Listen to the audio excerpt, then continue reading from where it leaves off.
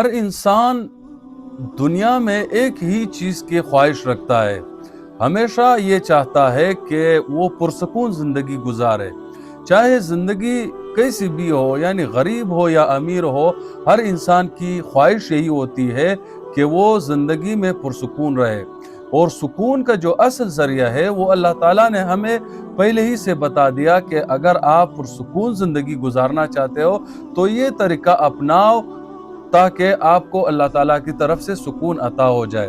تو سکون اور دل کی بے چینی، یعنی دل کی بے چینی کو ختم کرنا اور سکون حاصل کرنا،